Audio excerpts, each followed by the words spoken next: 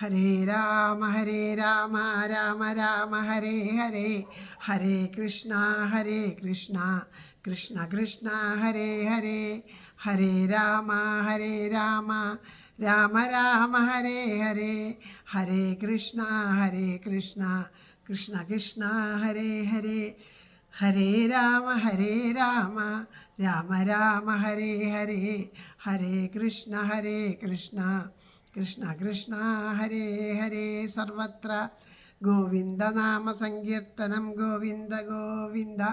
ശ്രീഹരയേ നമ. ഹരേ ഗുരുവായൂരപ്പാ ശരണം. നാരായണാഖില ഗുരോ ഭഗവൻ നമസ്തേ. ജയ് ജയ് ശ്രീ രാധേശ്യാം രാധേശ്യാം. എല്ലാ സജ്ജനങ്ങളുടെയും പാദത്തിൽ മനസ്സുകൊണ്ട് നമസ്കരിക്കുകയാണ്. ശ്രീ ഗുരുവായൂരപ്പൻ്റെ അപാരമായിട്ടുള്ള കൃപാകടാക്ഷം കൊണ്ട് നമ്മുടെ ഭാഗവതത്തിലൂടെയുള്ള ആ ഒരു യാത്ര തുടരുകയാണ്. ഈ ഭാഗവതം അക്കിത്ത ഭാഗവതവും മൂലഭാഗവതവും കൂട്ടിച്ചേർത്ത് നമ്മളിത് വായിച്ചു കൊണ്ടിരിക്കുകയാണ്. ഇതിപ്പോൾ ദ്വിതീയ സ്കന്ധത്തിലെ 2-ാമത്തെ അധ്യായം വരെ വായിച്ച് സമർപ്പിച്ചു. ബാക്കി ഭാഗങ്ങളും നമുക്ക് വായിച്ച് സമർപ്പിക്കാനായിട്ട് ശ്രീ ഗുരുവായൂരപ്പൻ്റെ കൃപാകടാക്ഷം എപ്പോഴും ഉണ്ടാവട്ടെ.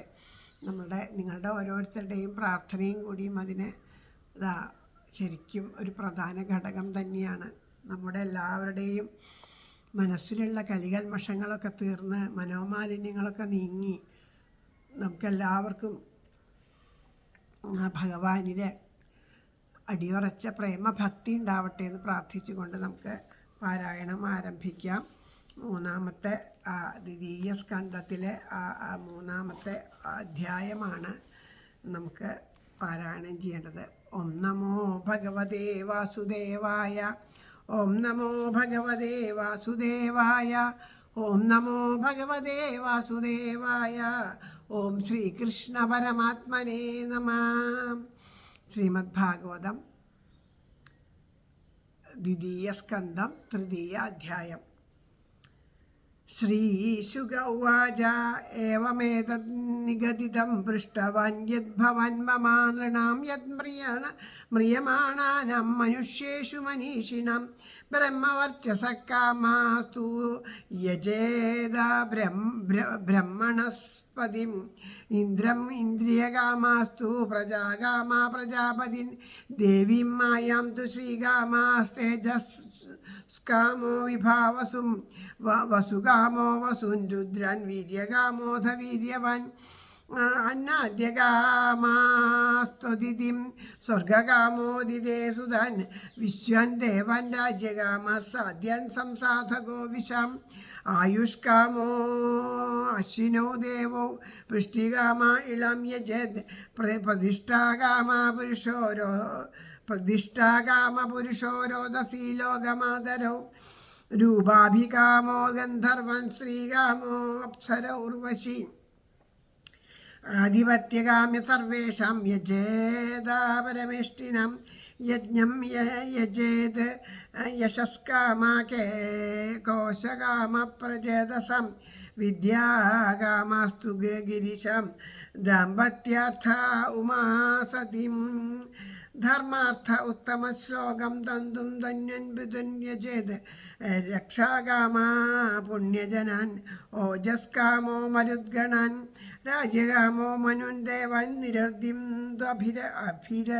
അഭിചരൻ യജേത് കാമകാമോ യജേ സോമം അകാമപുരുഷം പരം അകാമ സർവകാമോ വ മോക്ഷകാമ ഉദാരധിം തീവ്രേണ ഭക്തിയോഗേന യജേത പുരുഷം പരം ഏതാവനേവ യജതം ഇഹ നിശ്രേയസോദയ ഭഗവത്യാചലോ ഭാവോ യദ്ഭാഗവത സംഗത.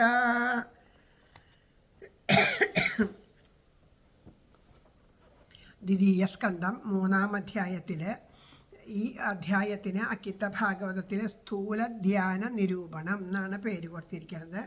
ശ്രീശുകൻ പറഞ്ഞു, അങ്ങനോടാരായുകയാൽ മനുഷ്യരിൽ മനീഷികൾ വിശേഷിച്ച മൃത്യു അറിയേണ്ടതു ചൊല്ലി ഞാൻ ബ്രഹ്മാവർച്ചസ്സാഗ്രഹിപ്പോർ ബ്രഹ്മാവിനെ യജിക്കണം ഇന്ദ്രനെ ഭോഗേശ്ച സന്താനാർത്ഥി ദക്ഷാദിയേയുമേ. അപ്പോൾ ഓരോരുത്തർക്കും ആഗ്രഹത്തിനനുസരിച്ചിട്ട് ആരൊക്കെയാണ് പ്രാർത്ഥിക്കേണ്ടതെന്നത് അവിടെ പറയുകയാണ്. ശ്രീകാമന്മായിയെ തേജക്കാമനഗ്നിയെ എന്ന പോൽ വസുക്കളെ ധനപ്രേമി വീര്യം കൊണ്ടവനീശനെ അന്നം വേണ്ടോൻ അതിഥിയെ സ്വർഗേശ്ചാതി ദിവസേശ്വരെ വിശ്വദേവരെ രാജാർത്ഥി പ്രജാപ്രേമാർത്ഥി സാധ്യരെ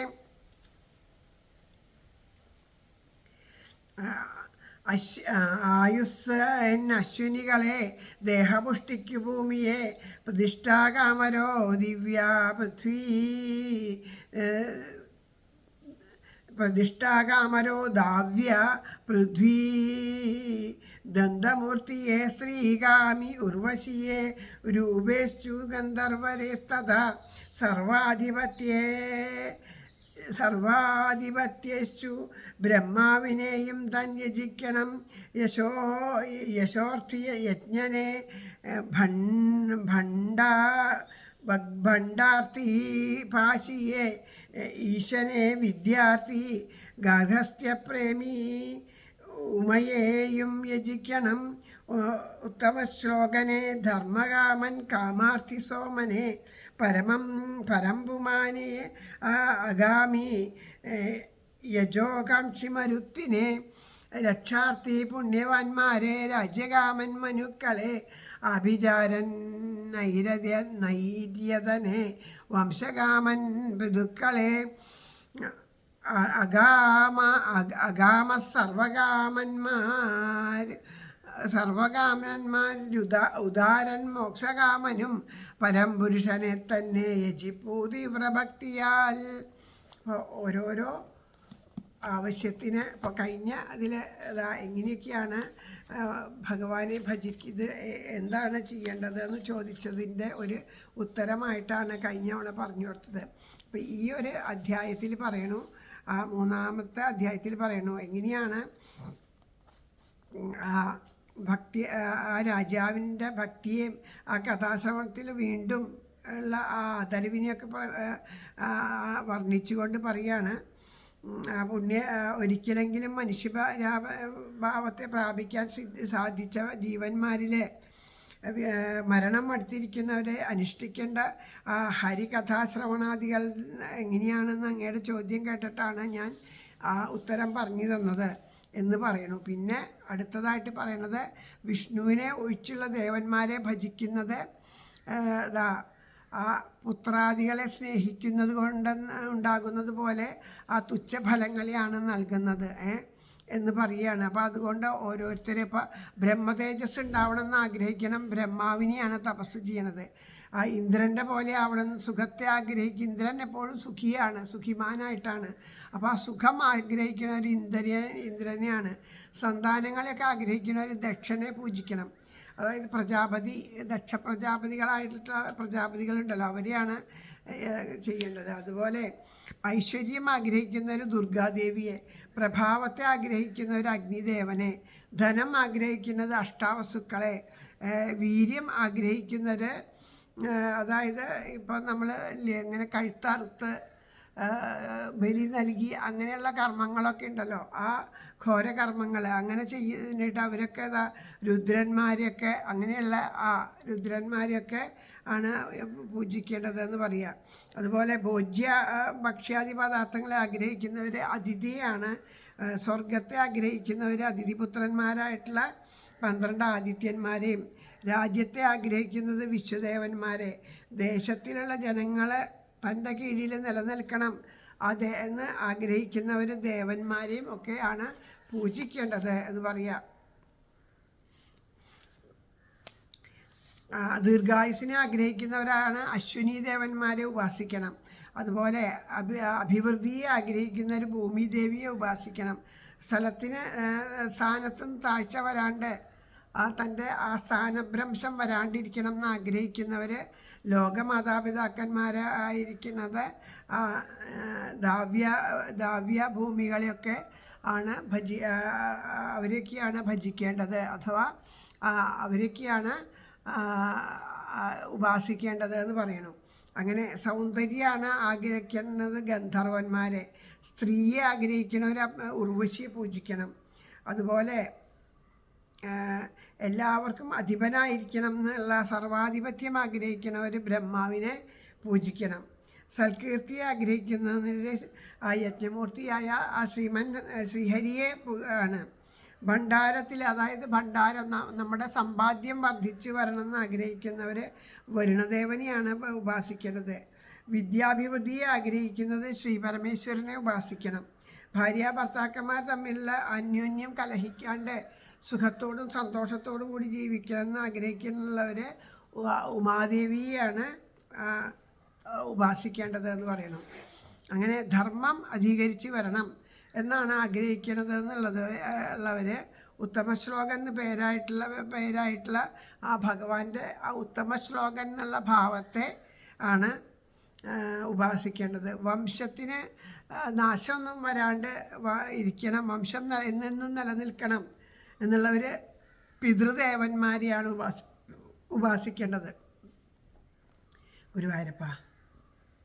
സ്വരക്ഷയെ ആഗ്രഹിക്കുന്നവർ അതായത് അവനവൻ്റെ സ്വന്തം രക്ഷ എന്നുവെച്ചാൽ നമ്മൾ ചീത്ത കാര്യങ്ങളിലൊക്കെ പെട്ട് നശിച്ച് പോകാണ്ട് സ്വയരക്ഷ എന്ന് വെച്ചിട്ടുണ്ടെങ്കിൽ അധപ്പതിച്ച് പോകാണ്ടിരിക്കുക എന്നുള്ളതാണ് അതിൻ്റെ ഒരു അർത്ഥം. അധപ്പതിച്ച് പോകാണ്ട് ഇരിക്കേണ്ട ഒരാവശ്യം വരുന്നുണ്ടെന്ന് വെച്ചാൽ സജ്ജനങ്ങളെ ആണ് ഉപാസിക്കുന്നത്. സജ്ജനങ്ങളെ പൂജിക്കുക, മഹാത്മാക്കളായിട്ടുള്ളവരെ പൂജിക്കുക, അതൊക്കെയാണ് ചെയ്യുക. അവർക്ക് സേവ ചെയ്യുക. ഓജസ്സിനെ ആഗ്രഹിക്കുന്നവർ മരുദ്ഗണങ്ങളെയാണ് പൂജിക്കേണ്ടത്. അതുപോലെ രാജ്യത്തിൽ രാജാവായിരിക്കണം എന്നാണ് ആഗ്രഹം എന്നുണ്ടെങ്കിൽ മന്വന്തരങ്ങളെ പരിപാലിക്കുന്ന ദേവന്മാരുണ്ടല്ലോ, ആ ദേവന്മാരെയാണ് ഉപാസിക്കേണ്ടത്. ശത്രുക്കളൊക്കെ നശിക്കണം എന്ന് ആഗ്രഹിക്കുന്നവരെ വരുണനെ ഉപാസിക്കണം.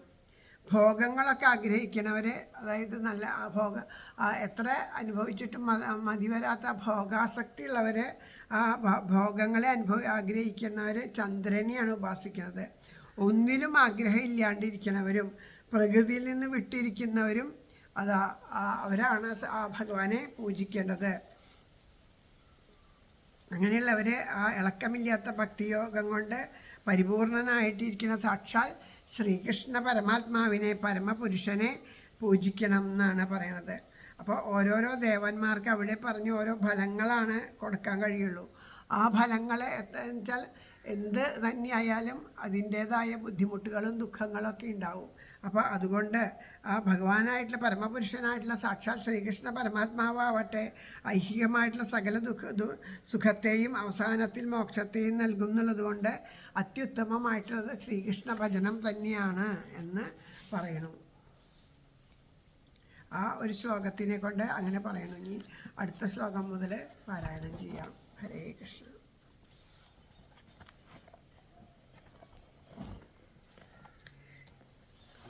ജ്ഞാനം യഥാ പ്രതിനിവൃത്തഗുണോർമിചക്രം ആത്മപ്രസാദ ഉദയത്ര ഗുണേഷു സംഗ കൈവല്യ സമ്മതപഥസ്ത്വതഭക്തിയോഗ കോ നിർവൃതോ ഹരികഥാസുരതിം ന കുര്യാത്. ശൗനക ഉവാച ഇത്യാഭിവൃതം രാജാ നിശമ്യ പരദർശഭ കിമന്യത് പൃഷ്ടവാൻ ഭൂയോ വയ്യാസിക്കിം ഋഷിം കവിം ഏതത് ശുശ്രൂഷതാം ദിവിദ്വാൻ സൂതനോർഹതി ഭാഷിതും കഥാ ഹരികഥോദർക്ക സത്യാം സ്യു സദസി ധ്രുവം സ വൈ ഭാഗവതോ രാജാ പാണ്ഡവോയ മഹാരഥ ബാലാക്രീഡനകൈക്രീഡൻ കൃഷ്ണക്രീഡാം യ ആദതേ വൈയാസികശ്ച ഭഗവാൻ വാസുദേവപരായണ ഉരുഗായ ഗുണോദാര സദാം സ്യൂർഹി സമാഗമേ ആയുർഹരതീവ വൈ പുംസം ഉദ്യനസ്തം ചയൻ അസൗ തസ്യർദ്ദേ യക്ഷണോനീത ഉത്തമശ്ലോകവാർത്തയ തരവക്കിം ന ജീവന്തി ഭസ്ത്രാ കിം ന സ്വന്തന്ത്യുത ന ഘാതന്തി നമഹോ ഹേമന്തി കിം ന ഘാതന്തി നമേഹന്തി കിം ഗ്രാമപശവോ പരേ വരാഹോഷ്ടാഖരൈ സംസ്തുത പുരുഷപശു നയത് കർണപഥോ വേദോ ജാതൂനാമാഗതാഗ്രജ വിക്രമാന്യേ നശുണ്ണത കർണപുടേ നരസ്യ ജിഹ്വാസതി ദാർദുരികേ വസൗധ നചോപഗായത്യുരുഗായഗാഥ ഭാരപരം ഭട്ടകിരീടജുഷ്ടം അത്യുത്തമാംഗം നമേത് മുകുന്ദം ശാവൗ ഗൗരൗനോ കുരുതസ്പര്യം ഹരിർലസത്കാഞ്ചനകങ്കണൗ വാ ബർഹായിതേ നയനേ നരാണം ലിംഗാനി വിഷ്ണുർന്ന നിരീക്ഷതോയേ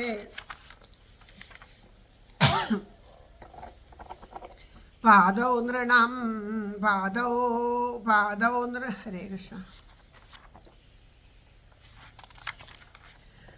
പാദൗ നൃണം ദൗ ദ്രുമ ജന്മഭാജൗ ക്ഷേത്രാണി നാനുവ്രജതോ ഹരേർയൗ ജീവശ്ചയോ ഭാഗവതംഗ്രിരേണും ന ജാതുമത്യോപി ലഭേദയസ്തു ശ്രീവിഷ്ണുവാസ്യാമനുജത്തുലസ്യ ശശവോ യസ്തു ന വേദഗന്ധം തദസ്മസാരം ഹൃദയം വദേതം യദ് ഗൃഹ്യമാണേർ ഹരിനാമധേയൈ ന വിക്രിയേതാഥ യഥാ വികാരോ നേത്രേ ജലം ഗാത്ര രുഹേഷു ഹർഷ അഥാവിദേഹംഗ മനോനുകൂലം പ്രഭാഷതേ ഭാഗവത പ്രധാന യഥാഹ വൈയാസികർ ആത്മവിദ്യാ വിശാരദോ നൃപതിർ സാധുപൃഷ്ട. ഇത് ശ്രീമദ്ഭാഗവതേ മഹാപുരാണേ പാരമഹംസ്യം സംഹിതായാം ദ്വിതീയസ്കന്ധേ സ്ഥൂലധ്യാനനിരൂപണം നാമ തൃതീയോധ്യായഃ. സർവത്ര ഗോവിന്ദനാമ സങ്കീർത്തനം. ഗോവിന്ദ ഗോവിന്ദ. ഇവിടെ കേവലം 25 ശ്ലോകങ്ങളേ ഉള്ളൂ. അതുകൊണ്ടാണ് ഇത് പൂർണ്ണമായിട്ട് ഇപ്പോൾ 10 ശ്ലോകങ്ങൾ വായിച്ചിട്ടാണ് നമ്മൾ പറഞ്ഞത്. ഇനി ബാക്കി 15 ശ്ലോകങ്ങളേ ഉള്ളൂ എന്നുള്ളത് കൊണ്ടാണ് അത് പൂർണ്ണമായിട്ടും പാരായണം ചെയ്തത്. ഭഗവാനിൽ ഭാഗവത സംഘത്താൽ ഭക്തി നിശ്ചലം ഭവിക്കുകയെന്നതേ സർവയജ്ഞങ്ങളുടെയും ഫലം. രാഗാദി സർവവിനിവൃത്ത ഗുണാഭിവൃദ്ധ ജ്ഞാനം പ്രസന്ന ഹൃദയം വിഷയാഭിസംഗം കൈവല്യസമ്മത മഹാപദഭക്തിമാർഗം ആർകൈവിടും ഹരികഥാരതി പുണ്യലാഭം. ശൗനകൻ പറഞ്ഞു ഇത് കേൾക്കെ പരീക്ഷിത്തു രാജാവം ഭരതർഷഭൻ. എന്താരാഞ്ഞു ഋഷി കവി വൈയാസികയോടപ്പുറം കൂടി ചേർന്നാൽ ഹരിയദാസ് ശ്രുതി മോഹിപ്പു സജ്ജനം. സൂത കേൾപ്പിച്ചാലും അതു കേൾക്കാൻ വെമ്പുന്ന ഞങ്ങളെ പാണ്ഡവേയൻ ഭാഗവതൻ പരീക്ഷിത്തു മഹാരഥൻ. കുട്ടി കളിയിലും കൃഷ്ണക്രീഡ ശീലിച്ചതാണവൻ. ഭഗവാൻ വൈയാസകിയും വസുദേവപരായണൻ കണ്ടെത്തിയാല സത്തുക്കൾ പറയും ഭഗവത് കഥ. ഉത്തമ ശ്ലോകസ്മൃതിയിൽ നിമിഷങ്ങൾ കഴിക്കവേ ആയുസ്സർക്കൻ ഹരിക്കുന്നിത് ഉദയാസ്തമയങ്ങളാൽ മരങ്ങൾ പുലരുന്നില്ലേ ശ്വസിപ്പിലെ തുരുത്തികൾ തിന്നുന്നുണ്ടിന ചേരുന്നുണ്ടില്ലേ വീട്ടുമൃഗങ്ങളും. ശ്രീകൃഷ്ണനാമം ചെവിയിൽ വീണിട്ടില്ലാത്തവൻ മൃഗം. നായ പോൽ പോർക്കുപോൽ ഒട്ടകം പോൽ കഴുത പോലെയും മുരുക്രമൻ തൻ ചരിതം ശവിക്കാത്തവൻ്റെ ശ്രോതം മാത്രമല്ലോ. തല്ലീല പാടാൻ കഴിയാത്ത നാക്കോ ഭേഗങ്ങൾ തന്നാക്കുകൾ പോലവദ്യം. ശിരസ്സഹോ പട്ടകിരീടജുഷ്ട അട്ടേ ഹരിക്കുന്നു നമിച്ചിടായിൽ ഭാരം മുകുന്ദന്നു സപര്യ ചെയ്യാക്കരം ശവം പൊൻവളയിട്ട പോതും. ദർശിച്ചിടാ വൈഷ്ണവബിംബമെങ്കീല അക്കണ്ണു ബർഹത്തില നേത്രമല്ലോ. മരങ്ങൾ തൻ വേരുകളാണ് വിഷ്ണു ക്ഷേത്രത്തിലെത്താത്തവർ തൻ പദങ്ങൾ. ജീവൻ ശവം ഭാഗവതാംഘ്രി രേണു ശിരസിലേർക്കാൻ കഴിയാത്തവൻ്റെ ത്വൽപാദയുക്തം തുളസീ സുഗന്ധം ശ്വസിച്ചിടാതുള്ളവനും ശവം താൻ. എവൻ്റെ ചിത്തം ഹരിനാമധേയം സ്പർശിച്ചിടാതുണ്ടൊര ആൾ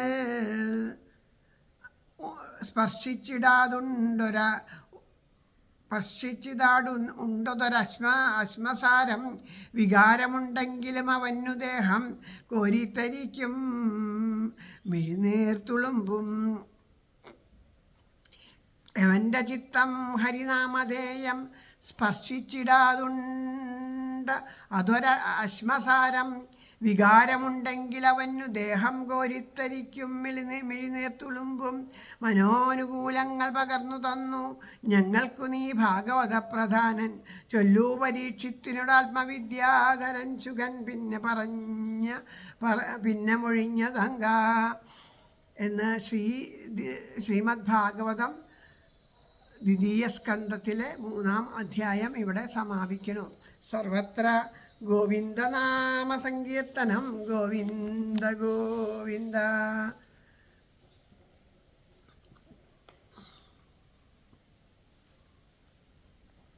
നാനാ ദേവതകളെയും പൂജിക്കുന്നതിൻ്റെ ഫലം, പരമമായിട്ടുള്ള ഫലം എന്താണെന്ന് വെച്ചാൽ ഭക്തിയോഗപ്രാപ്തിയാണ്.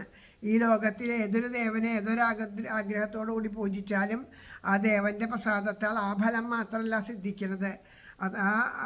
അത്രയും കാലമുള്ള പാപം നശിക്കുകയും അന്ധക്കരണം പരിശുദ്ധമാവുകയും ചെയ്യും. അത് നിമിത്തം എന്താ ഉണ്ടാവുക? ഭഗവത് ഭക്തന്മാരോട് കൂടി ചേരാനും ആ ഭഗവാനോട് കൂടി ഇരിക്കാനും ആ കഥകൾ കേൾക്കാനും. അതുവരെ നമ്മൾ പലതിനും വേണ്ടി ആഗ്രഹിച്ചിട്ടാവും ക്ഷേത്രങ്ങളിൽ പോണതും ഓരോ ഈശ്വരോപാസന ചെയ്യണതൊക്കെ. പക്ഷേ അതിനു വേണ്ടിയിട്ടായാലും ഈശ്വരനെ ആശ്രയിച്ച് കഴിഞ്ഞാൽ അതിലൂടെ നമുക്ക് ഈ ഇതിലൊക്കെയാണോ അത്യാഗ്രഹം വെച്ച് പ്രവർത്തിക്കുന്നത് അതിലൊക്കെ വിരക്ത ഉണ്ടാവുകയും ഈശ്വരനോട് കൂടുതൽ അടുക്കുകയും ചെയ്യും. അതിന് കാരണമായിട്ട് തീരുന്നത് നമ്മുടെ ഉപാസനാശക്തി കൊണ്ട് നമ്മുടെ ആഗ്രഹം സാധിക്കുക മാത്രമല്ല, മനോമാലിന്യങ്ങൾ നീങ്ങാനും അത് സഹായിക്കും എന്നുള്ളത് തന്നെ. അതുകൊണ്ടാണ് പറയുന്നത് ഏന കേനാപ്യുപായേന, ഏത് കാരണങ്ങളെ കൊണ്ടായാലും വേണ്ടില്ല, മനഃകൃഷ്ണേ നിവേശേ, മനസ്സ് ഭഗവാനോട് ചേർത്ത് വച്ചാൽ മതി എന്ന് പറയണത്. ആ ഭഗവത് ഭക്തന്മാരുടെ സംഘം നിമിത്തം ആ ഹരിതകഥയുടെ മാഹാത്മ്യം ഉണ്ടാവണം. അപ്പോൾ രാഗം, ദ്വേഷം, ജനനം, മരണം, ശോകം, മോഹം തുടങ്ങിയിട്ടുള്ള അത് നിമിത്തമുണ്ടാകുന്ന ഓരോരോ വിധ വികാരങ്ങളാണ് നമുക്ക്.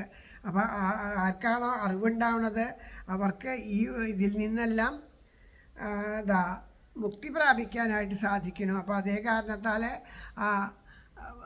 ഇതിനെല്ലാം അപ്പുറത്തമായിട്ടുള്ള ആ ആനന്ദം, ആ പരമമായിട്ടുള്ള ആനന്ദം അനുഭവിക്കാൻ സാധിച്ചാൽ ദേഹത്തിലൂടെയുള്ള ആ വിഷയങ്ങളിലെ ബാക്കിയുള്ളതിലൊക്കെ വൈരാഗ്യം വന്നു ചേരും എന്നെല്ലാം പറയണം. ഇതൊക്കെ കേട്ടപ്പോൾ ശൗനകൻ പിന്നെയും പറയുകയാണ്, ഭാരതകുലത്തിൽ ജനിച്ചവരിൽ മഹാഭാഗ്യവാനാണ് പരീക്ഷിത് മഹാരാജാവ്. ആ ബ്രഹ്മത്തെ അറിഞ്ഞവനും ബ്രഹ്മശബ്ദത്തിൽ രമിക്കുന്നവനും ആ വ്യാസപുത്രൻ്റെ പുത്രനായിട്ടുള്ള ശുഗൻ പറഞ്ഞതിനെ കേട്ടിട്ട് പിന്നെ എന്താണ് അദ്ദേഹം ഇതൊക്കെ പറഞ്ഞു കൊടുത്തത്? ശ്രീശുഗൻ പറഞ്ഞു എന്ന് പറഞ്ഞിട്ടാണ് സൂതൻ പറയുന്നത്. അപ്പോൾ ശൗനകൻ ചോദിക്കുക, പിന്നെ എന്താണ് ശ്രീശുഗ ബ്രഹ്മർഷി പറഞ്ഞു കൊടുത്തത്? കേൾക്കണമെന്ന് ഞങ്ങൾക്കും ആഗ്രഹിക്കുന്നുണ്ട്. അപ്പോൾ പറയാണ്, രാജാവിനും ശുഗമഹർഷിക്കും തമ്മിലുള്ള സംഭാഷണം ആ ശ്രീഹരിയുടെ കഥകളിൽ ആവാണ്ടിരിക്കില്ല, തീർച്ചയായിട്ടും ഹരികഥകൾ തന്നെയായിരിക്കും അത്. അപ്പോൾ ആ സജ്ജനങ്ങളുടെ സദസ്സുകളിൽ അല്ലാണ്ട് തുച്ഛമായിട്ടുള്ള ഒരു കഥയും പറയില്ല. ഇന്നത്തെ നമ്മൾ കേൾക്കണ പോലെയല്ല. ഇന്ന് ഭാഗവത സപ്താഹവേദികളിൽ തന്നെ ചെന്നിരുന്നാൽ പല സ്ഥലങ്ങളിലും മറ്റു പല കഥകൾ ഉദാഹരണം പറയാമെന്നുള്ള രീതിയിൽ മറ്റു പല കഥകളെയൊക്കെ പറഞ്ഞ് ആ ലൗകികമായിട്ടുള്ള ആ കാര്യങ്ങളെ തന്നെ വീണ്ടും വീണ്ടും വീണ്ടും അവിടെ ആവർത്തിക്കുമ്പോൾ നമ്മുടെ മനസ്സിന് അത്ര ശുദ്ധിയൊന്നും കിട്ടില്ല. അതേസമയം ഇതിനെക്കുറിച്ചിട്ട്, ഈ ഭാഗവതത്തെക്കുറിച്ചിട്ട്, ഈ മഹത്വത്തെക്കുറിച്ചിട്ട്, സത്സംഗത്തെക്കുറിച്ച് അറിഞ്ഞ മഹാത്മാക്കളുടെ ഇടയിൽ ഇരിക്കുമ്പോൾ അവർ പറയുന്ന ഉദാഹരണങ്ങൾ ആരെക്കുറിച്ചിട്ടായിരിക്കും? മഹാത്മാക്കളെ കുറിച്ചിട്ടായിരിക്കും. നമ്മൾ നൊച്ചൂർ സ്വാമിയുടെയൊക്കെ പ്രഭാഷണങ്ങൾ കേൾക്കുമ്പോൾ അദ്ദേഹം എപ്പോഴും ഉദാഹരണം പറയുക, ആ ശ്രീ രമണ മഹർഷിയുടെയും അതുപോലെ അദ്ദേഹത്തിൻ്റെ ആ ശിഷ്യന്മാരുടെയും അതുപോലെ ശ്രീരാമകൃഷ്ണ പരമഹംസരുടെയും വിവേകാനന്ദൻ്റെയും പിന്നെ അതുകൂടാതെ കണ്ട് മഹാത്മാക്കളായിട്ടുള്ള ഈശ്വരോപാസകന്മാരുടെയൊക്കെയാണ് ഉദാഹരണം പറയുക. അല്ലാണ്ട് സാധാരണക്കാരുടെ ലൗകിക കഥകളല്ല ഉദാഹരണം പറയുക. എല്ലാ ഉദാഹരണങ്ങളും പറയുക ഇങ്ങനെയുള്ളവരുടെ ജീവിത കഥകൾ, അവരുടെയും ജീവിത കഥകളാണ് പറയുക. ഈ ജീവിതകഥയും ആ ജീവിതകഥയും തമ്മിൽ ഏകനാഥൻ്റെ കഥകൾ അങ്ങനെയൊക്കെ ആ ഭഗവാനോടടുത്തത് ഏത് രീതിയിലിരിക്കുകയായാലും ഭഗവാനോടടുത്ത ഓരോ ജീവൻ്റെ കഥകളാണ് പറയുക. അപ്പോൾ അത് കേൾക്കുമ്പോൾ നമുക്ക് കൂടുതൽ കൂടുതൽ ഒരു മനസ്സിൽ ആ ഭഗവാനോടുള്ളൊരു പ്രേമം ഉണരുകയാണ് ചെയ്യണത്. ഇത് പക്ഷേ അല്ലാണ്ട് ലൗകികമായ കഥകൾ പറയുമ്പോൾ എന്താ, ആ ലൗകിക കഥകൾ കേട്ട് കേട്ട് കേട്ട് അതിലാണ് മനസ്സ് മുഴുവൻ ലയിക്കുക. കാരണം അതിൽ നമ്മൾ ലയം വന്നിരിക്കണത് കൊണ്ട് അതിൽ പെട്ടെന്ന് ലയിക്കും. മറ്റതിനെ പറ്റിയപ്പോൾ മറന്നു പോകും. പിന്നീട് നമ്മൾ ചിന്തിക്കുമ്പോഴും ഈ പറഞ്ഞ കഥകളാവും നമ്മുടെ ഉള്ളിൽ നിൽക്കുക. അപ്പോൾ അങ്ങനെയല്ല എന്താ ഇവിടെ പറയണം. അതായത് മഹാരാജാവും ശ്രീ സുഖബ്രഹ്മർഷിയും തമ്മിലുള്ള സംഭാഷണം എന്ന് പറഞ്ഞാൽ അത് ശ്രീഹരിയുടെ കഥകളല്ലാണ്ട് വേറെ ഒന്നും ആവാൻ തരല്ല. അത് മാത്രമേ അവർ പറയുള്ളൂ. അവിടെ തുച്ഛങ്ങളായിട്ടുള്ള കഥകളൊന്നും പറയില്ല. അതുകൊണ്ട് അവരുടെ സംഭാഷണം കേൾക്കണം. തീർച്ചയായിട്ടും ഞങ്ങൾക്കും അവർ എന്താ പറഞ്ഞതെന്നൊന്ന് കേൾക്കണം. മഹാപരാക്രമശാലിയും പാണ്ഡവകുലത്തിൽ ജനിച്ചവനായിട്ടുള്ള പരീക്ഷിത് മഹാരാജാവ് അദ്ദേഹം കുട്ടിയായിരിക്കുമ്പോൾ തന്നെ കളിക്കോപ്പുകൾ കൊണ്ട് ശ്രീകൃഷ്ണ പൂജ മുതലായ കളികളാണ്. അദ്ദേഹം ചെറിയ കുട്ടിയായിരിക്കുമ്പോൾ തന്നെ നമ്മൾക്കുണ്ടാവണ പോലത്തെ ഇന്ന് കുട്ടികൾക്ക് മേടിച്ചു കൊടുക്കണ പോലത്തെ തോക്കും വടിവാളും കുന്തങ്ങളും അങ്ങനെയുള്ളതൊന്നും അല്ല മേടിച്ചു കൊടുക്കുക. അവിടെ സാധാരണ എന്താണോ കിട്ടണേന്നുള്ള എൻ്റെ ചെറുപ്പത്തിലൊക്കെ, ഞങ്ങളുടെയൊക്കെ ചെറുപ്പത്തിലൊക്കെ എങ്ങനെയാണ് കളിക്കുക വെച്ചാൽ എവിടുന്നെങ്കിലും ഒരു കല്ല് കൊണ്ടുവന്ന് വയ്ക്കും. അത് ഈശ്വരനാണ് സങ്കല്പിക്കും. അവിടെ പൂജ ചെയ്യണു, പ്രദക്ഷിണം വയ്ക്കണു, നമസ്കരിക്കണു, വീട്ടിലുള്ളവരൊക്കെ പ്രസാദം കഴിക്കാൻ. അപ്പോൾ എനിക്കൊക്കെ നല്ല ഓർമ്മയുണ്ട്. ചേട്ടൻ്റെ മോനൊക്കെ ചെറുതായിരിക്കും അങ്ങനെ കളിക്കുമ്പോൾ എൻ്റെ അച്ഛനും എല്ലാവരും അടക്കം ഞങ്ങൾ വരൂ തൊഴാറായി വന്നോളൂ എന്ന് പറയുമ്പോൾ നമ്മളതിനെ സ്വീകരിച്ചു കൊണ്ട് തൊഴുത് പ്രദക്ഷിണം വച്ച് നാമം ജപിച്ചൊക്കെ ഞങ്ങൾ നമസ്കരിക്കും. കാരണം കുട്ടികളുടെ ആ ഒരു ഭാവം ഉള്ളിൽ ഉണർത്താൻ വേണ്ടിയിട്ടാണ്. അപ്പോൾ അവർ തരുന്ന പ്രസാദം, മണ്ണാണ് പ്രസാദം വെച്ചാൽ ഞങ്ങളതിനെയൊക്കെ സന്തോഷത്തോടു കൂടിയിട്ട് സ്വീകരിക്കും. ശരിക്കും ആ ഒരു ലീല അങ്ങനെയാണ് കുട്ടികളൊക്കെ അന്ന് കളിച്ചിരുന്നത്. പൂക്കളെ കൊണ്ട് അങ്ങനെയുള്ള സാധനങ്ങളെ കൊണ്ടൊക്കെയാണ്. പിന്നെ പണ്ട് കാലത്തൊക്കെ അമ്പലങ്ങളിൽ നിന്ന് പറ വരിക, വെളിച്ചപ്പാട് വരിക, തുള്ളി വരിക, പറ തുള്ളി വരിക, അതൊക്കെ നമ്മുടെ ഈ ഭാഗത്തുള്ളതാണ്. അപ്പോൾ നമ്മളൊക്കെ എന്താ ചെയ്യാൻ വെച്ചാൽ അതുപോലെയാണ്. പറയ്ക്ക് വെളിച്ചപ്പാടാവുന്ന ഒരാൾ കൂടെ ചെണ്ട കൊട്ടണവരൊക്കെ എന്തെങ്കിലും ഒരു പാട്ടയോ എന്തെങ്കിലുമൊക്കെ എടുത്ത് കൊട്ടിക്കൊണ്ട് ചെണ്ട കൊട്ടണവരുണ്ടാവും, അവിടെ ആ പറ വയ്ക്കണവരുണ്ടാവും. അതൊക്കെയാണ് കളികൾ, അന്നത്തെ കളികൾ. അതായത് കളിക്കോപ്പുകളൊക്കെ ആ ഈശ്വരനോട് ചേർന്നുള്ള കളികളാണ് കളിച്ചിരുന്നത്. അപ്പം അതുപോലെ തന്നെയാവും തീർച്ചയായിട്ടും ഈ കളികളെയാണ് ചെയ്തത് എന്നുള്ളത് അങ്ങനെയാണ് പരീക്ഷിത് മഹാരാജാവിൻ്റെ കുട്ടിക്കാലവും. അപ്പോൾ അതുകൊണ്ട് ആ ശ്രീശുഖ മുനിയെ ശ്രീശുഖമുനി സാക്ഷാൽ ശ്രീശുഖ ബ്രഹ്മം എന്നാണ് പറയണത്. ആ ബ്രഹ്മം ആയിട്ടിരിക്കുന്ന ആളാണ്. അപ്പോൾ ബ്രഹ്മം ആയിട്ടിരിക്കുന്ന ആളും ആ ബ്രഹ്മത്തിനെ പരമപ്രേമത്തോടു കൂടി ഉപാസിക്കുന്നവനായിട്ടുള്ള പരീക്ഷിത് മഹാരാജാവും. ഇങ്ങനെ രണ്ട് സജ്ജനങ്ങൾ ഇരിക്കുമ്പോൾ അവരെ കൂടെ അനേക സജ്ജനങ്ങൾ. അപ്പോൾ അവർ എപ്പോഴും എന്താണ് ഭഗവാന്റെ ആ ഭക്തവാത്സല്യാദി ഗുണങ്ങളെ മാത്രമാണ് പറയുള്ളൂ. അപ്പോൾ അത് നിശ്ചയമാണ് എന്ന് പറയാം. അപ്പോൾ അതുകൊണ്ട് ഞങ്ങളിതാ വൃഥ നശിച്ചുകൊണ്ടിരിക്കണം. ഞങ്ങളുടെ ആയുഷ്കാലത്തെ അതുപോലെയുള്ള സൽക്കഥകളെ കൊണ്ട് ഞങ്ങളുടെ ഇനിയുള്ള കാലമെങ്കിലും ശ്രേഷ്ഠമാക്കി തീർക്കണം എന്ന് പറയണു. അപ്പോൾ ഉദിച്ചും അസ്തമിച്ചും കളിക്കണ സൂര്യദേവൻ ആ ശ്രീഹരിയുടെ ചരിതത്തെ പ്രസ്താവിച്ചുകൊണ്ട് ക്ഷണമേരമെങ്കിലും കഴിച്ചു കൂട്ടാത്തവരുടെ ആ ആയുസ്സിനെ അപഹരിച്ചുകൊണ്ടിരിക്കുകയല്ലേ. അപ്പോൾ അതുകൊണ്ട് ആ ഹരിയുടെ കഥ കേൾക്കുകയാണ് വേണ്ടത്. ഹരികഥയിൽ രമിക്കുന്നവരുടെ ആയുഷ്കാലം സഫലമാവും. അപ്പോൾ അത് സൂര്യൻ വന്ന് അപഹരിച്ചു എന്ന് ഒരിക്കലും പറയാൻ പറ്റില്ല. കാരണം അത് സഫലമായതാണ്. മറ്റത് വൃഥാവിലാവുക ചെയ്യണത്. അപ്പം അതുകൊണ്ട് ഞങ്ങൾക്കിത് ആ ഹരിഭജനം ഒന്ന് മാത്രമേ പ്രവൃത്തിയായിട്ട് കരുതാൻ പാടുള്ളൂ എന്നാണല്ലോ. അപ്പോൾ അതുകൊണ്ട് ആ കഥകളെ വീണ്ടും കേൾക്കണം. ഹരിഭജനം കൂടാണ്ട് ജീവിക്കുന്നത് വ്യർത്ഥമാണ്. മരങ്ങൾ ജീവിക്കണില്ലേ? അതുപോലെ അതിൻ്റെ തോലിൻ്റെ ഉള്ളിൽ നിന്നൊക്കെ ശ്വാസം മേൽപോട്ടും കീഴ്പോട്ടൊക്കെ വ്യാപരിക്കുന്നുണ്ട്. അതുപോലെ നായ്ക്കൾ, പന്നികൾ തുടങ്ങിയിട്ടുള്ള മൃഗങ്ങളൊക്കെ ഭക്ഷണം എടുക്കാറുണ്ട്, അവർ അണജീറാറിൻ്റെ സുഖം അനുഭവിക്കാറുണ്ട്. ഇവരൊക്കെ ജീവിക്കുന്നുണ്ട്. അതിലും ഉപരിയാണ് മനുഷ്യൻ്റെ സ്ഥാനം. വിവേചന ബുദ്ധി മനുഷ്യനുണ്ടെന്നാണ് വൈപ്പ്. അപ്പോൾ ആ വിവേചന ബുദ്ധി കൊണ്ട് ചിന്തിച്ചിട്ട് വെറുതെ കളയാനുള്ളതല്ല മനുഷ്യായുസ് എന്ന് മനസ്സിലാക്കി ഈശ്വരോപാസനയാണ് വേണ്ടത്. അപ്പോൾ അതുകൊണ്ട് ശ്രീകൃഷ്ണ ഭഗവാനിൻ്റെ നാമധേയം ആരാണോ ജപിക്കാണ്ടിരിക്കുന്നത് അവർ ഇതുപോലെയുള്ള ആ നായ, പന്നി, ഒട്ടകം, കഴുത എന്നീ മൃഗങ്ങൾക്ക് തുല്യമായിട്ടുള്ള ഒരു മനുഷ്യൻ്റെ രൂപമെടുത്ത ഒരു മൃഗം മാത്രമാവണു. ആരും ആദരിക്കാതിരിക്കയാൽ അവരൊന്നും ആരും ആദരിക്കില്ല എന്നുള്ളത് കൊണ്ട് അത് ശ്വാവിന് തുല്യനായിട്ട് തീരുകയാണ്. അപ്പോൾ അതുകൊണ്ട് തുച്ഛങ്ങളായ വിഷയങ്ങളിൽ താല്പര്യമൊക്കെ ഉണ്ടായിട്ട് അമേധ്യമൊക്കെ തിന്ന് ജീവിക്കുന്നത് കൊണ്ട് തന്നെ അവർ പന്നികൾക്ക് സാദൃശ്യനായിട്ട് വരികയാണ്. അതുപോലെ ദുഃഖത്തെ നൽകുന്ന വിഷയങ്ങളെ ഇഷ്ടപ്പെടുന്നവർ, മറ്റുള്ള മുള്ളുള്ള ചെടികളെ ആഗ്രഹിക്കുന്ന ഒട്ടകങ്ങളുണ്ടല്ലോ, അത് തിന്നിട്ട് വായൊക്കെ പൊട്ടും, എന്നാലും അവർ മുൾച്ചെടികളെ ആഗ്രഹിക്കുന്നുണ്ടല്ലോ. അങ്ങനെയുള്ള ഒട്ടകങ്ങളെ പോലെയാണ് അവർ എന്ന് പറയണു. അപ്പോൾ അതുകൊണ്ട് പുണ്യപാപങ്ങളാകുന്ന ആ ഭാരങ്ങളെ വഹിക്കുന്നത് കൊണ്ടായിട്ടുണ്ടെങ്കിൽ കഴുതയെ പോലെയും. അപ്പോൾ നമ്മളുടെയൊക്കെ ജീവിതം ഈ ഒരു ജീവികളെ പോലെയാണ് നമ്മളൊക്കെ ജീവിക്കണത്. ഹരിഭജനം ചെയ്യാത്തവർ ഒക്കെ ജീവിക്കണത്. ഹരിഭജനം ചെയ്യാത്തവൻ്റെ ശരീരാവയവങ്ങൾ നിഷ്ഫലമാണ് എന്ന് പറയണു. മഹാപരാക്രമങ്ങളെ ലോകത്തിൽ പ്രകാശിപ്പിച്ച ഭഗവാന്റെ ആ വിവിധങ്ങളായിട്ടുള്ള കഥകളെ കേൾക്കുകയും പറയുകയും വാഴ്ത്തുമൊക്കെ ചെയ്യാത്തവനെ എൻ്റെ ജീവിതം വ്യർത്ഥമാണ്. ഭഗവാന്റെ കഥകളെ കേൾക്കാത്തവൻ്റെ കാതുകൾ സർപ്പത്തിന് വസിക്കാനുള്ള മാളം പോലെ വെറും നിഷ്ഫലമാണ് എന്ന് പറയാണ്. അവനെ കീർത്തനം ചെയ്യാത്തവൻ്റെ നാവ് തവളയുടെ നാവ് പോലെയാണ്. തവള എപ്പോഴും പെക്രോം പെക്രോം പെക്രോം എന്ന് പറഞ്ഞിരിക്കുന്നുണ്ട്. തവള നിർത്താണ്ട് ചലയ്ക്കും, എല്ലാവർക്കും ശല്യമാവണ രീതിയിൽ അല്ലേ. അതുപോലെയാണ് മനുഷ്യൻ്റെ നാവും എന്ന് പറയണു. വീട്ടിനുള്ളിലുള്ള ദ്വാരത്തിൽ വസിക്കുന്ന സർപ്പം വീട്ടുടമസ്ഥനെ തന്നെ വന്ന് ഒരു ദിവസം നമ്മൾ വീടിൻ്റെ ഉള്ളിലൊരു സർപ്പം വസിക്കുന്നുണ്ട്, നമ്മളത് അറിഞ്ഞില്ല. നമ്മുടെ വീടിൻ്റെ ഉള്ളിൽ വസിക്കുന്ന സർപ്പം ഒരു ദിവസം നമ്മളെ തന്നെ കടിച്ച് നമ്മൾ മരിക്കാനിട വരിക എന്ന് പറയണില്ലേ. അതുപോലെയാണ് അത്ര വീടിൻ്റെ ഉള്ളിൽ ഇരിക്കുന്ന ആ സർപ്പത്തിൻ്റെ വാസസ്ഥാനമായിട്ടുള്ള ദ്വാരങ്ങളാണെന്നാണ് അഭിപ്രായപ്പെടുന്നത്. സൽക്കഥകളെ കേൾക്കാത്ത കാതുകൾ അതുപോലെയാണെന്നാണ് പറയണത്. അപ്പോൾ അതുകൊണ്ട്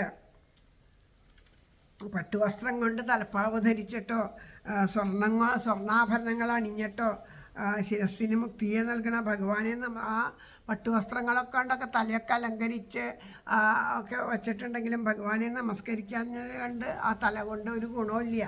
അതുപോലെ സ്വർണ്ണവളകളെ കൊണ്ട് അലങ്കരിച്ചതാണെങ്കിലും ഈശ്വരനെ പൂജ ചെയ്യണമെന്ന് വെച്ചാൽ ആ കൈകൾ കൊണ്ട് ഒരു പ്രയോജനമില്ല എന്ന് പറയാണ്. അതുപോലെ സർവവ്യാപിയായിരിക്കുന്ന ഭഗവാനെ ആ രാമനായിട്ടും കൃഷ്ണനായിട്ടും ശിവനായിട്ടും പല വിധത്തിൽ നരസിംഹമൂർത്തിയൊക്കെ ആയിട്ടുണ്ടല്ലോ. അവരെ ദർശിക്കാതിരിക്കുന്നവരുടെ കണ്ണുകൾ മയിൽപ്പീലിയുടെ കണ്ണുകൾ പോലെയാണെന്ന് മാത്രമേ ഉള്ളൂ എന്ന് പറയാണ്. അവരുടെ ആ ഈശ്വരൻ്റെ ക്ഷേത്രങ്ങളിലേക്കൊന്നും പോകാത്തവരുടെ കാലുകൾ വെറുതെ സഞ്ചരിക്കാൻ പറ്റാണ്ട് ഒരിടത്ത് തന്നെ നിൽക്കണ ആ വൃക്ഷങ്ങളുടെ കാല് പോലെ തന്നെയാണ് എന്നെല്ലാം പറയണു. അപ്പോൾ അതുകൊണ്ട് ഭഗവാന്റെ ഭക്തന്മാരുടെ പാദധൂളി ഏൽക്കാൻ ഒരു കാലത്തും സാധിക്കാത്ത മനുഷ്യൻ ജീവിച്ചിരിക്കണ ശവത്തിന് തുല്യമാണ്. അപ്പം ശ്രീവിഷ്ണുവിൻ്റെ പാദത്തിൽ പൂജിച്ച തുളസിയുടെ ഗന്ധത്തെ ഘ്രാണിച്ച് സന്തോഷിക്കാത്ത മനുഷ്യൻ ശ്വാസം വിട്ടുകൊണ്ടിരിക്കുന്ന ശവത്തിന് തുല്യമാണ്. നാമങ്ങൾ ഉച്ചരിക്കുമ്പോൾ രോമാഞ്ചം, ആനന്ദബാഷ്പം എന്നിവ വികാരങ്ങളാൽ ചിത്തം അർദ്ധമായി തീരാത്തവൻ്റെ ഹൃദയം കരിങ്കല്ല് പോലെ കഠിനമായ ഏതോ ഒരു പദാർത്ഥം കൊണ്ടാണ്, അല്ലെങ്കിൽ അവന് ഹൃദയം എന്ന ഒരു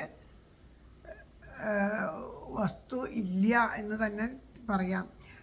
ആ ഭക്തൻ്റെ ശരീരാവയവങ്ങളെ കൂടെ നിഷ്ഫലമായിട്ട് നശിച്ചു പോകുന്നത് കൊണ്ട് ഭഗവാനെ, ഹേ പൂജ്യനായിട്ടുള്ള സൂത, അങ്ങ് ദാസീശകരോട് പരീക്ഷിത്ത് മഹാരാജാവ് ഭക്തിപൂർവം ചെയ്ത ചോദ്യത്തിന് ആ മഹാത്മാവ് പറഞ്ഞ ഉത്തരം എന്താണെന്ന് ഞങ്ങളോടും കൂടി പറയണം. അത് അങ്ങയുടെ ആ ഭാഷണം ഞങ്ങളുടെ മനസ്സിനെ ആനന്ദിപ്പിക്കും എന്ന് ഞങ്ങൾക്ക് ഉറപ്പുണ്ട് എന്ന് പറഞ്ഞുകൊണ്ടതാ ആ ഒരു അധ്യായം അവിടെ സമർപ്പിക്കുകയാണ്. ദ്വിതീയ സ്കന്ധത്തിലെ 3-ാം അധ്യായം അവിടെ സമർപ്പിക്കുന്നു. ഇനി അടുത്ത ദിവസം ദ്വിതീയ അധ്യായത്തിലെ ദ്വിതീയ സ്കന്ധത്തിലെ 4-ാമത്തെ അധ്യായം വായിക്കാനായിട്ട് നമുക്ക് ആ ഭഗവാന്റെ കാരുണ്യം ഉണ്ടാവട്ടെ എന്ന് പ്രാർത്ഥിച്ചുകൊണ്ട് ഇന്നത്തെ ഈ ഒരു ഭാഗം ഇവിടെ സമർപ്പിക്കുന്നു. സർവത്ര ഗോവിന്ദനാമ സങ്കീർത്തനം ഗോവിന്ദ ഗോവിന്ദ. ശ്രീഹരയേ നമ. ഹരേ ഗുരുവായൂരപ്പാ ശരണം. നാരായണ അഖില ഗുരോ ഭഗവൻ നമസ്തേ. ജയ് ജയ് ശ്രീ രാധേശ്യാം രാധേശ്യാം.